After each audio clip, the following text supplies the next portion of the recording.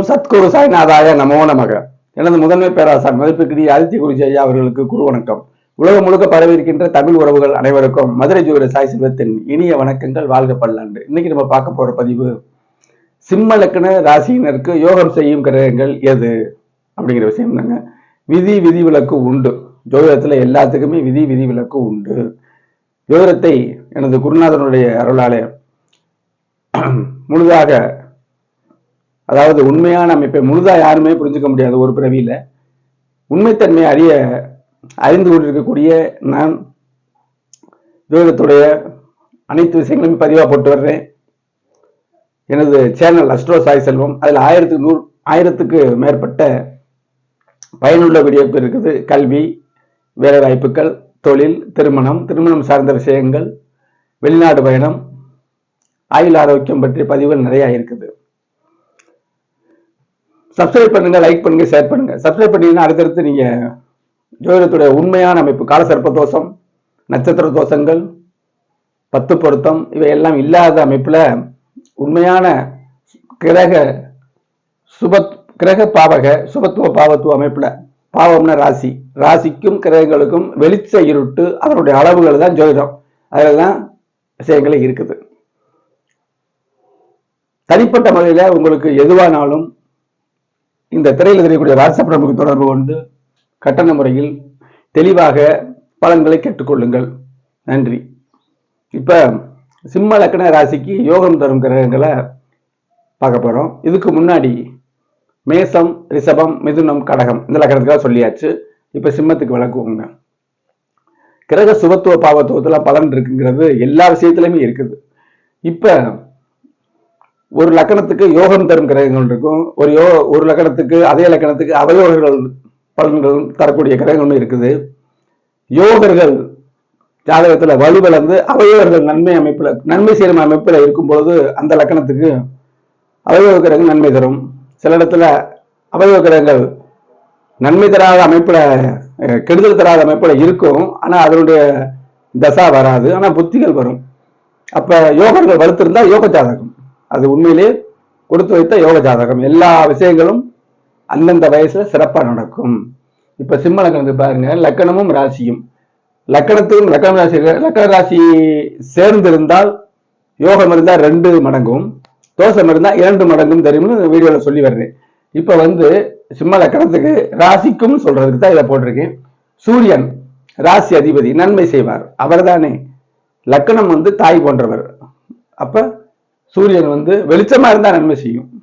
வெளிச்சம் சுபத்தன்மை எடுத்துக்கும். சுபத்தன்மை இருந்தால் சூரியன் அவர் தான் லக்னாதிபதி, ராசி அதிபதி, அவரையே குறிக்கும். அந்த தசை வந்தா அவர் சிறப்பா செயல்படாரு. எந்த அமைப்புல இருக்குங்கிறது அது வேற. 2 புதன், சூரியனுக்கும் புதனுக்கும் நட்புங்க. 2ஆம் இடம் குடும்பம், தனம், வாக்கு. இது வாக்கால் பிழைக்கக்கூடியது, குடும்பத்தை பத்தியது, வருமானம். இது பிற புதன் தான் கொடுக்கணும். 11 அதுல லாபம் தரணும்ல, அது 11 லாபம். 11ஆம் இடம் சிறப்பான இடம், மூத்த சகோதரரையும் குறிக்கும். அப்ப சூரியனும் புதனும் நண்பர்கள்.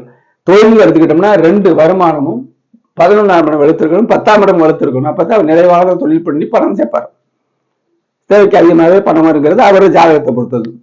அடுத்து பாருங்க, 4, 9 கூடிய செவ்வாய். 4 தாயார், வீடு, வாகனம், தன் சுகம், உற்றார் உறவினர். 4ஆம் இடம் இப்படிலாம் ஒரு ஒழுக்கம் இதெல்லாம் வருமுங்க. இது செவ்வாய்.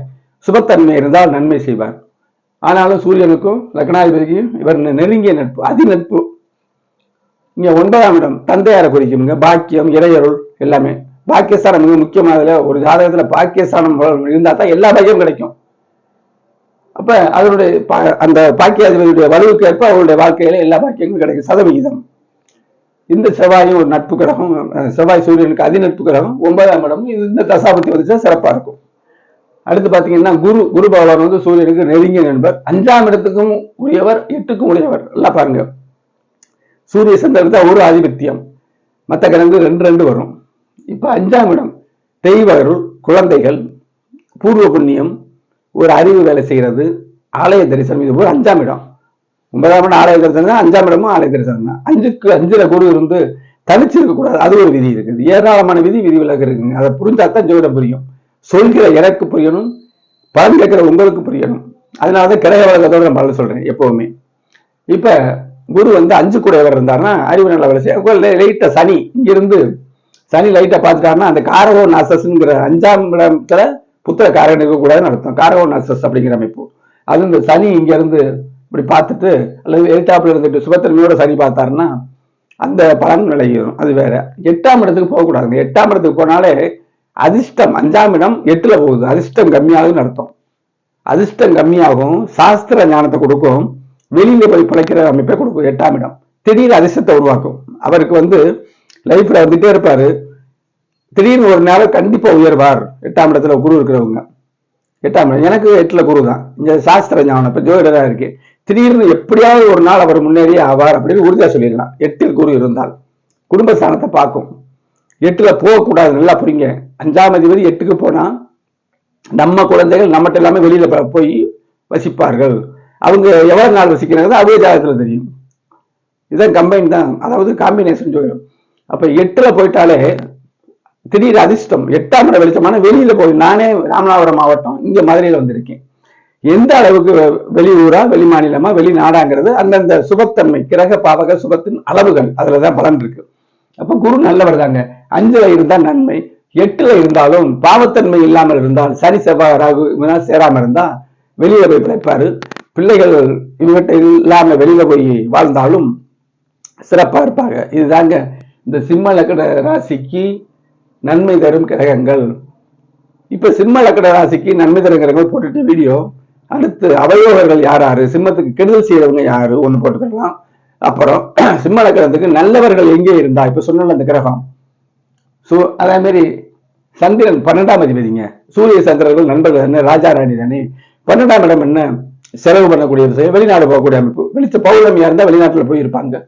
சந்திரன் 12ஆம் இடம் தூக்கம் அவசியமானது. லக்கணம் நம்மளை குறிக்கும். 12ஆம் இடம் அன்றாட தூக்கம், நிரந்தர தூக்கம், வாழ்வின் இறுதி பகுதி. வெளிச்சம் தான் எல்லாமே. எல்லா பாவங்களும் வெளிச்சத்துல இருந்துச்சுன்னா நல்ல பலன், இருட்டடிச்சா கெட்ட பலன். அவ்வளவுதாங்க இந்த அமைப்புல. இந்த கிரகங்கள் பூரா ஒரு ஜாதகத்துல சிம்ம லக்னத்துல இப்ப சிம்ம லக்னத்துல நல்லா இருக்கிற ஜாதகத்துல இப்படித்தான் இருக்குமா? இல்லை, பல விதமான கலப்பு தான் வாழ்க்கை. அப்ப கெட்ட கிரகங்கள், அதாவது சிம்ம லக்னத்துக்கு சனி அற்புதமான யோகத்தை கொடுக்கக்கூடிய அமைப்பா இருக்கணும். எப்ப சனி சுபத்தன்மையோடு அடையணும். சுக்கிரனுமே அவர் இருக்கிற இடத்துல இருக்கணும். அதை ஒரு வீடியோ போடுவோம். அப்ப சிம்ம லக்னத்துக்கு யோகம் தரும் கிரகங்களை பார்த்துட்டீங்க. இனி அவயோக கிரகங்களுடைய வீடியோ வரும். அடுத்து நல்ல கிரகங்கள் எங்க இருந்தா பலன் தரும் வீடியோ வரும். அடுத்து தீய கிரகங்கள் ஆகாத கிரகங்கள் எங்க இருந்தா பலன் அப்படின்னு 4 வீடியோக்கள் போடலாம். தொடர்ச்சியா பாருங்க, சப்ஸ்கிரைப் பண்ணுங்க, லைக் பண்ணுங்க, ஷேர் பண்ணுங்க. தனிப்பட்ட முறையில் பலன்களை கேட்டுக்கொள்ள கட்டண முறையில் இந்த இதுக்கு தொடர்பு கொள்ளுங்க. அடுத்து கன்னி லக்ன ராசிக்கு யோக கிரகங்கள் என்னங்கிறத பார்ப்போம். நன்றி, வணக்கம்.